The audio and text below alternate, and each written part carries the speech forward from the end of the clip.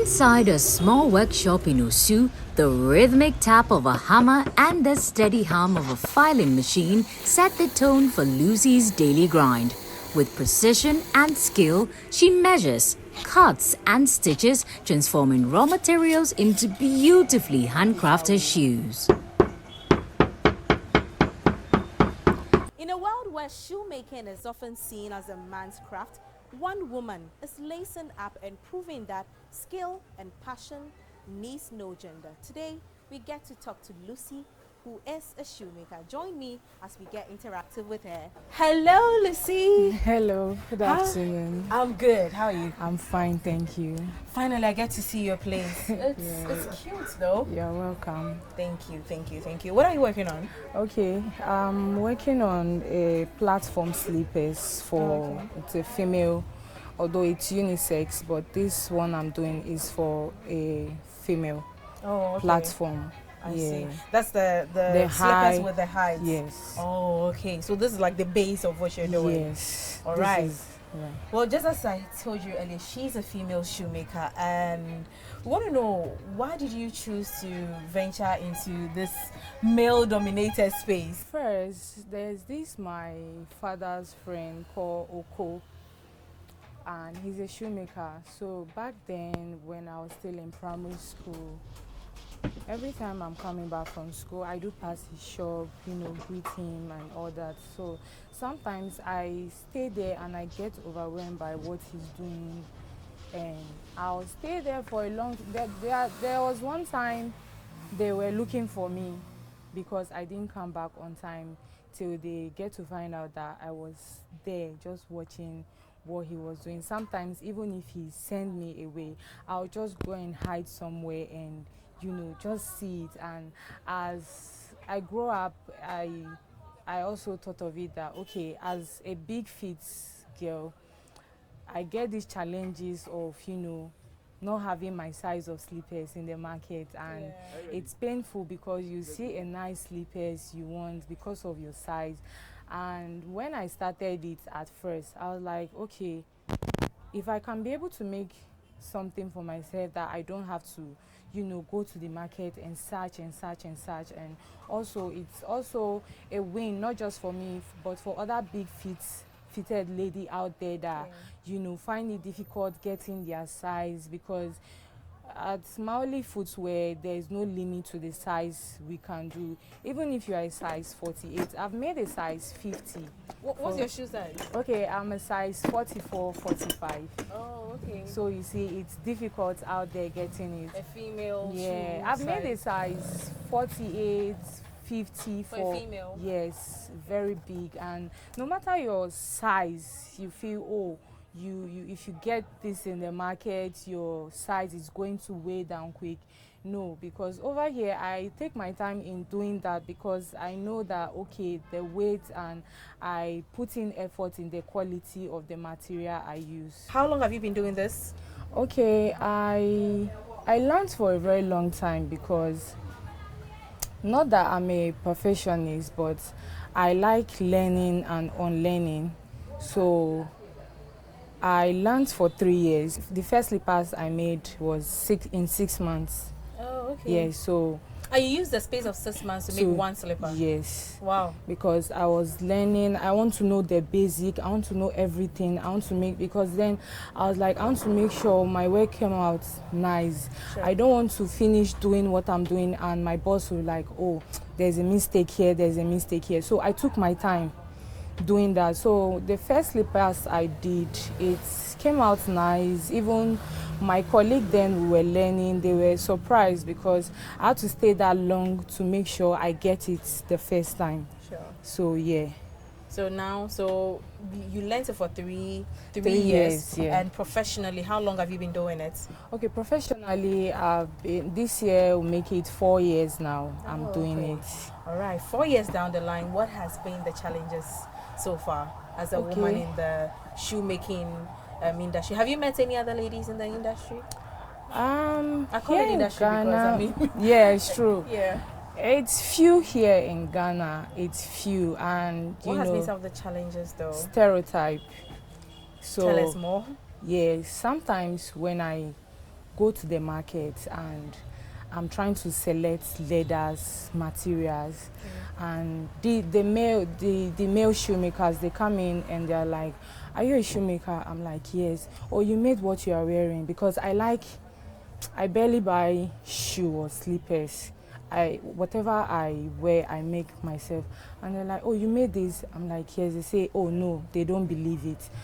I'm like, okay, because I don't like arguing. So as time goes on, when they got used to seeing my face there, and other people too that know me are like, "Oh, she actually make them herself." And sometimes they go on my Instagram page to see. Sometimes when they are coming back, they do pass here to see me working, and they have to stay for long to be sure that, oh, you don't actually give it out to people. Sometimes is it that they are surprised about the outcome of your work? Yeah, they are surprised by the outcome of my work, because they're like, "Oh, it's neat and everything." And some of the slippers I make here, it's rare before you see it. You see them in the already made kind of. Yeah. But so me, I like making everything from scratch, both the sole sometimes, and the challenges too I have sometimes from customers, clients, because when a new client is chatting me for the first time, they are shocked. Let me put it that way. That is a woman, that is doing that. And personally, when I saw the name Mauli, I thought it was a man. Why that name though? Because I know you're Lucy. Okay, yeah. My father gave me that name, Mauli. Oh, okay. So the only time they call me that name is at home when they are angry at me. They call me Mauli. I didn't wanted to use Lucy. I didn't wanted to use English something. Yeah. So I thought of it. I was like, "Oh, Mauli will not be bad." Mauli will not be bad. So yeah, Mauli footwear. I thought probably you just wanted the name to sound a bit like masculine, or it has nothing to do with that. Yeah, it does, because like I said, so if you put your name out there, you're not going to attract the customers that you wanted. Oh no, not that. It's just that I don't know. I always find myself doing male dominant jobs and things they do.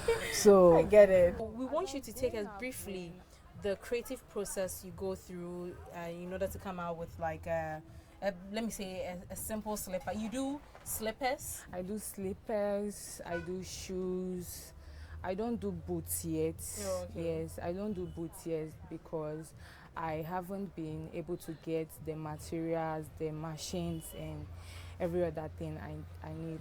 I do slippers, I do shoe, I do platform slippers, I do wedge slippers, I do for male, female children, and amputees too, I do for them.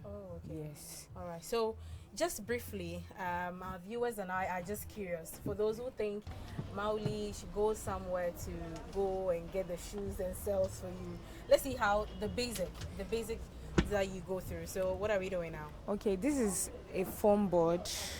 Yeah, this is a foam board. So I'm about to cut out the size of the slippers I'm doing. This is a size 39 for a platform slippers, but the platform is not the high one.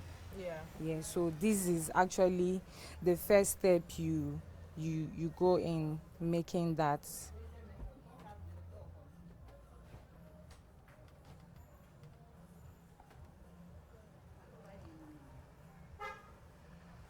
Okay.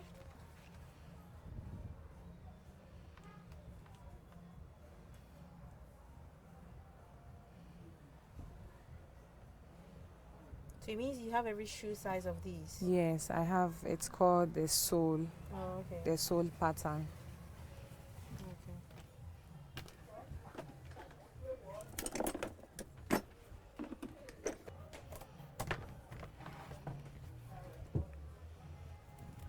So would you cut these out too? Yes, I will. I was asking myself that it was too close, but oh yeah. I mean, it's not my job, but you do it so perfectly well. But I've just cut everything out.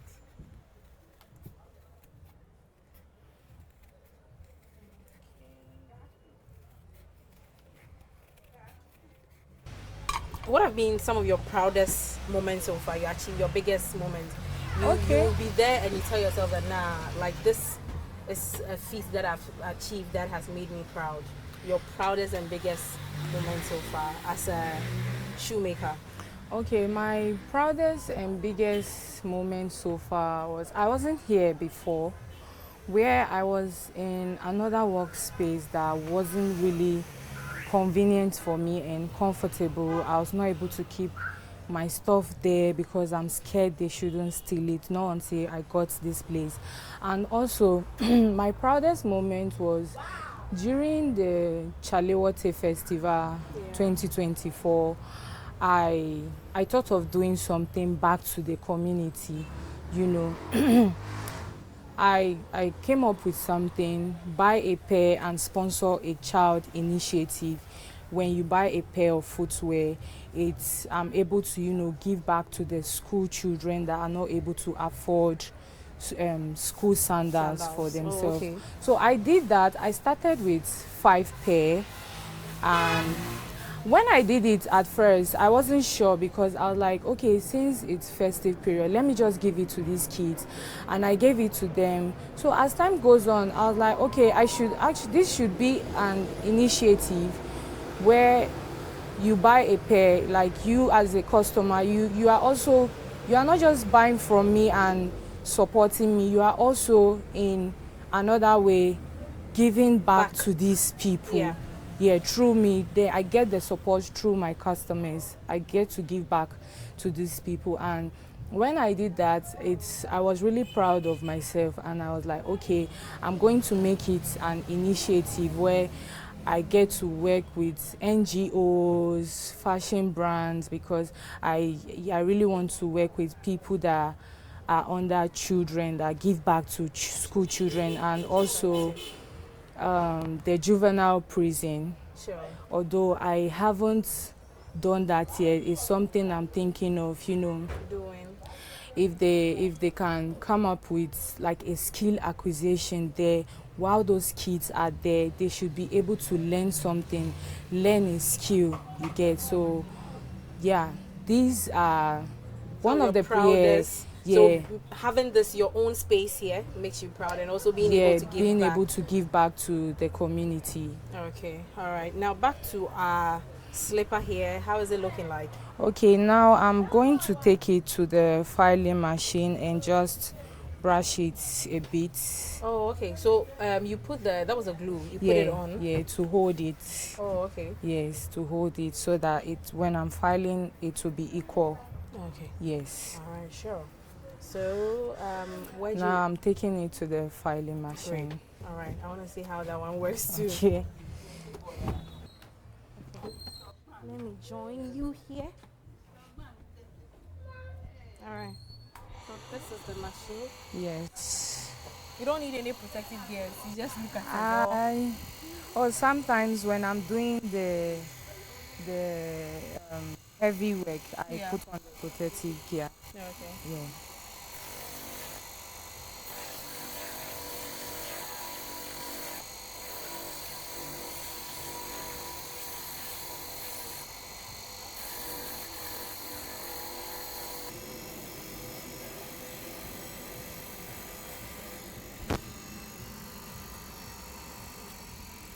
All right. So then, So now I'm taking it back, adding the marco, the soft marco before. so how many? I mean, do you need days to finish this, or you can just use some few hours to work on this? Okay, a pair of slippers. If I'm not having much work, I can do it in a day. Oh, okay. I can actually do 2-3 pair in a day. Oh, okay. Yeah, if I So start this early. would take roughly, in case you're doing the, how long is it going to take? Just these Mm-hmm. 3 hours, I'm done. Oh, okay. Yeah, 3 hours, I'm done. Interesting. Yeah. All right. So what's the next step? Adding the soft marco before covering it with the leather, then you see the finished work. So just let's go inside. All right, sure. Let's get back inside. Let me use the other side here.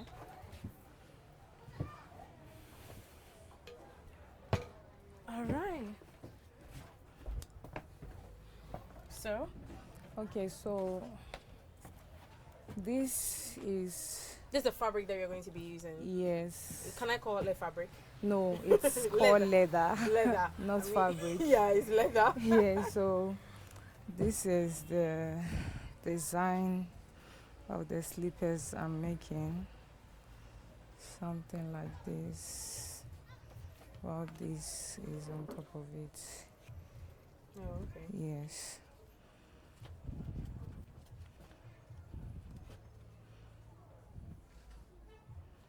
This one, it will come here too. It's like a strap, then this will be on it. There. Yes. Then it has a cover. Does it have anything here too? No, Does it's it? just Okay. the slippers. All right. Except maybe you want to make it stand out, then Yeah. I can add strap on it. Definitely. Yes.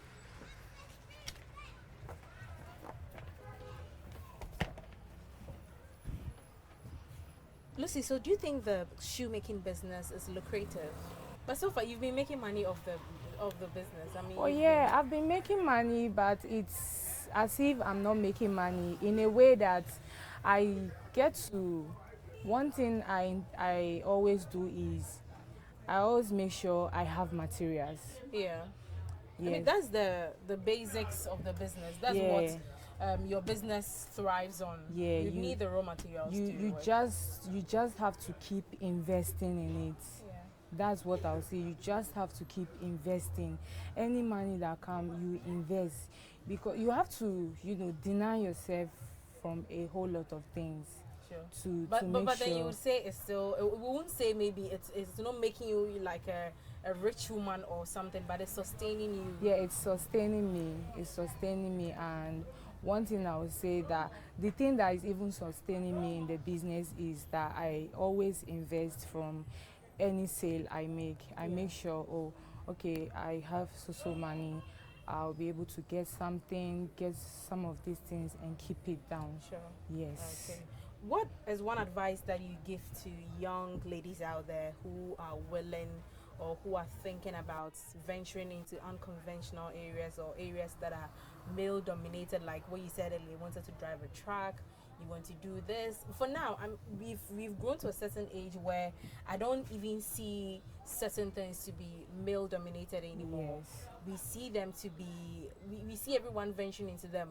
What is one advice you give to a young lady watching us right now on thinking about moving into a space, but she feels like there's a lot of men and all that? Okay, I would say don't let the stereotype define you. Don't let that, and dare to do it, dare to take that risk. Sometimes you might be like, oh, will I fail? Will this thing work? Just try, because if you don't try doing it, you won't know if it's going to work for you.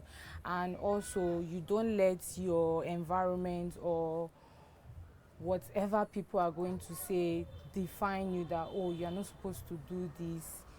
And secondly, the stereotype, you don't let it define you. You start from somewhere, even if it's in your bedroom. You start from there. You get the little material you are able to get. You go out to shoemaker shop, you file, you do everything there, and as time goes on, you stay dedicated.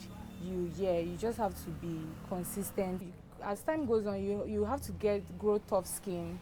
Yeah. Because a lot of challenges are going to come, and also pray. Sure. Because sometimes it gets frustrating, so you just have to pray, have the right community around you, friends, family that are supportive.